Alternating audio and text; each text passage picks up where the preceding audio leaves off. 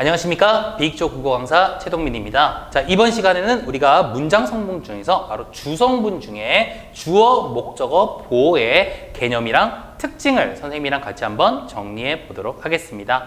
자, 먼저 우리 주성분이 무엇이었는지는 앞 시간을 통해서 여러분들이 배웠었죠? 혹시 안 들으신 분들은 다시 한번 듣고 오세요. 자, 주성분이라고 하는 것은 뭐라 그랬죠? 문장을 이루는 요소들, 성분들 중에서 필수적으로 꼭 필요한 요소, 골격이 되는 그러한 성분들이었습니다. 자, 그러면 첫 번째로 배우는 게 우리가 먼저 주어부터 한번 배워보도록 할게요. 자, 적어도 이번 강좌, 그러니까 문장 성분이란 강좌가 모두 끝났을 때 여러분들이 하나의 문장을 주어줄 때요. 이것이 무엇이다를 명확하게 구분할 수 있어야 된다는 전제 조건 하에서 우리가 시작을 해야 돼요.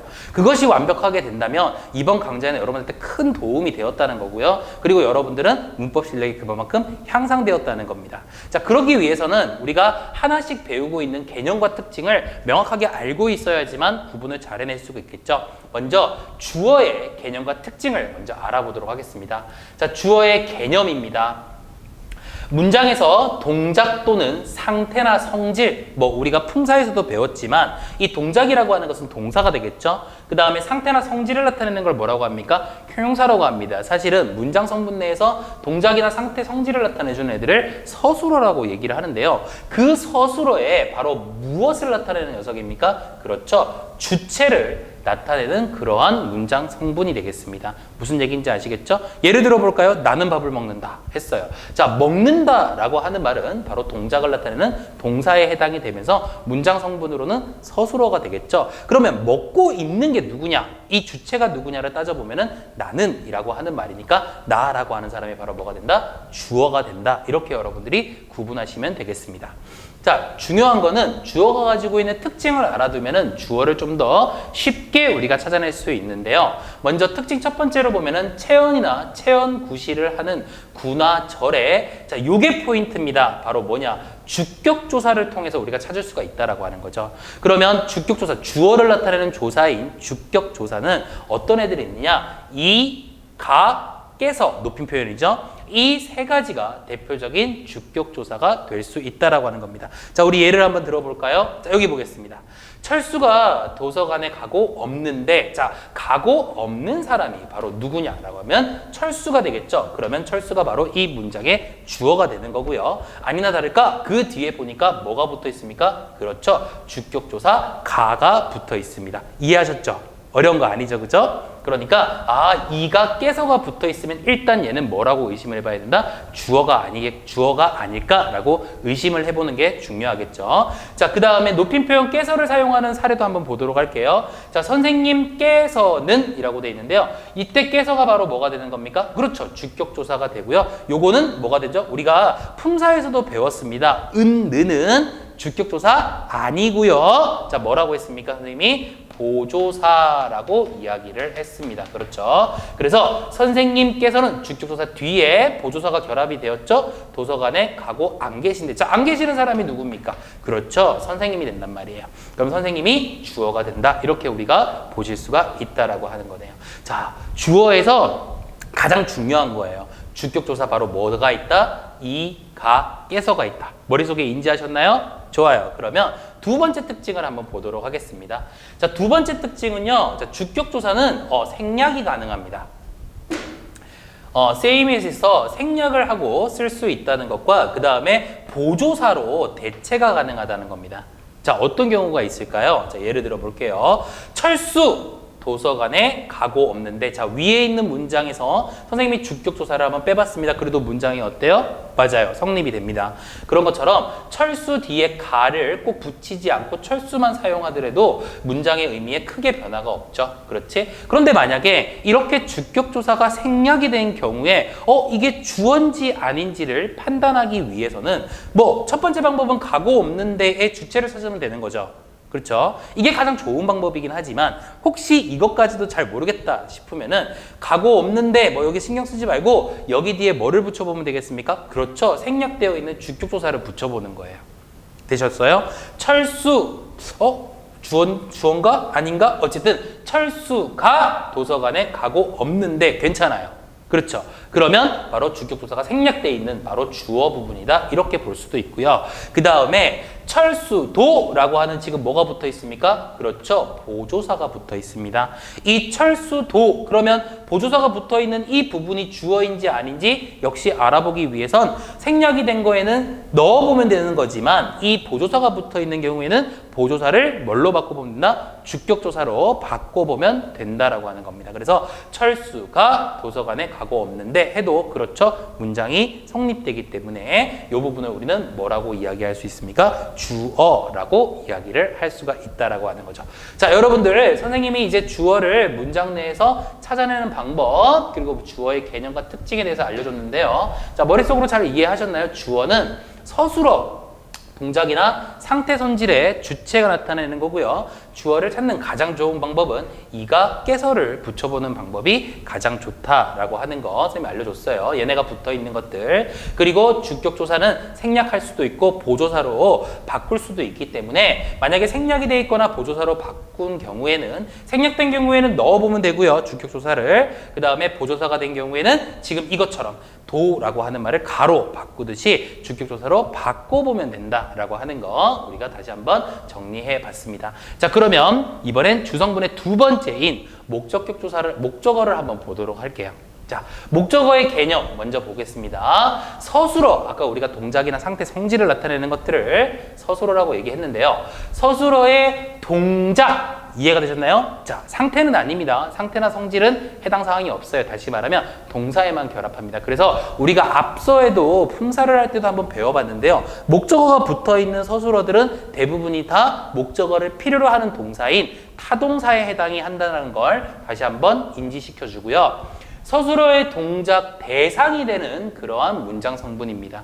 이해가 되셨나요?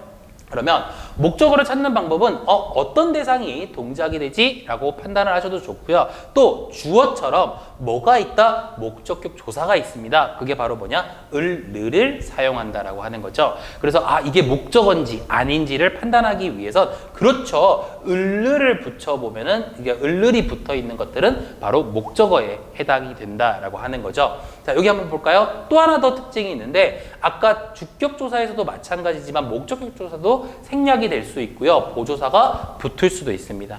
자, 선생님이 하나의 문장 속에서 목적어가 다양하게 쓰여지는 부분을 예로 한번 들어볼게요. 여기 있죠.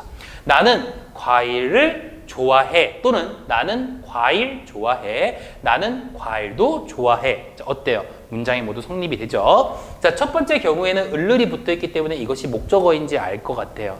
하지만 두 번째 경우에는 지금 목적어가 뭐 되어 있죠? 목적격 조사가 그렇죠. 생략이 되어 있습니다. 그렇기 때문에 이런 경우에도 이것이 목적어인지 아닌지를 판단하기 위해서는 을을 붙여보면 된다는 거죠. 나는 과일 좋아해 해도 되지만 나는 과일을 좋아해 라고 말하기도 한다는 거죠.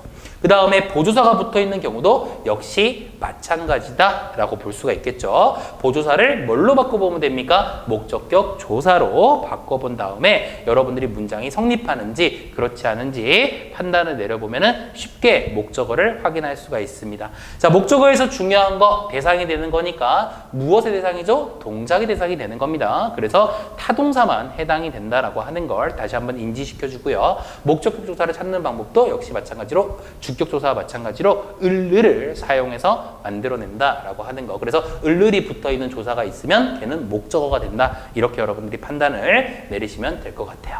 자, 그러면 이제 주성분의 세 번째 보어에 대해서 한번 배워보도록 할게요.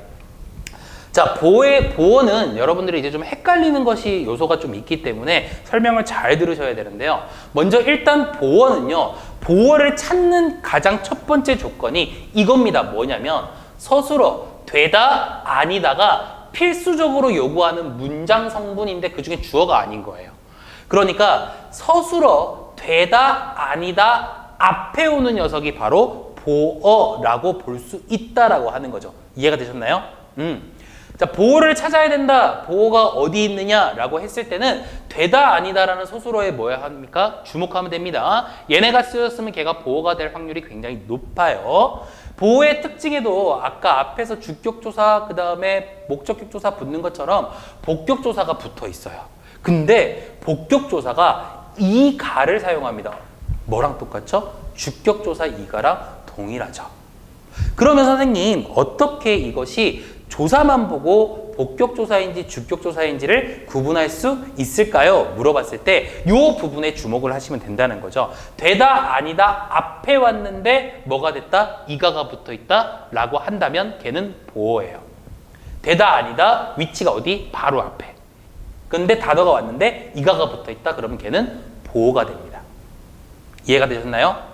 오케이. 자, 두 번째는 복격조사 역시 생략 가능하고요. 보조사가 붙을 수도 있다라고 하는 거죠. 이해되셨죠? 자, 선생님이 예를 한번 들어볼게요. 여기 보세요. 선생님이 두 가지 예를 들어줬는데요. 물이 얼음이 되다. 물이 얼음으로 되다. 자, 이 두 가지 문장이 있습니다. 자, 물론 서술어를 보시면 지금 둘 다 되다를 사용했기 때문에 이 얼음이라고 하는 말과 얼음으로라고 하는 말 둘 다 보어가 될 수 있을 거라고 많이들 착각을 하는데요. 보어의 특징, 뭐가 있었죠? 복격조사 이가가 사용되어야 된다는 거죠. 그런데 여기에는 이가 붙어 있는데 여기에는 뭐가 붙어 있죠? 으로가 붙어 있습니다. 그렇죠? 여러분들 문장 내에서 구분이 가능하죠? 그러면 알겠다. 무리라고 하는 것은 되는 거의 주체이기 때문에 일단 무리는 둘 다 주어인데 여기서 되다 바로 앞에 오는 얼음 이가 붙은 요 녀석만이 뭐가 될 수 있다? 보어가 될 수 있고 자 얘는 이 가가 아닌 뭐가 붙어 있죠? 으로가 붙어 있으니까 얘는 보어가 아니라 뭐라고 생각할 수 있다? 부사어라고 생각할 수가 있겠구나 라고 하는 거예요. 구분이 되셨나요? 보어는 되다 아니다 이것 때문에 많은 문제에서 틀리는 친구들이 있는데 되다 아니다라는 말 앞에만 온다고 되는 것이 아니고요. 되다 아니다 앞에 왔을 때 이 가로 쓰여지거나 또는 교체가 되는 애들만 우리가 물이 되다, 물이 얼음이 되다처럼 보어라고 인정할 수 있다라고 하는 겁니다. 이해가 되셨죠? 자, 선생님이랑 주격조사, 주어, 목적어, 보어의 개념과 특징들을 한번 정리해 봤습니다. 어때요? 여러분들 문장 내에서 이 세 가지만큼은 잘 구분하실 수 있겠죠? 자, 다음 시간에는 주성분 중에 하나인 서술어에 대해서 한번 배워볼 텐데요. 자, 서술어의 개념은 조금 여러분들이 이제 배울 게 많기 때문에 잘 기억을 하시고 여러분들 활용을 잘 하셔야 됩니다. 자, 요거 완벽하게 익힌 다음에 다음 서술어에서 다시 보도록 하겠습니다.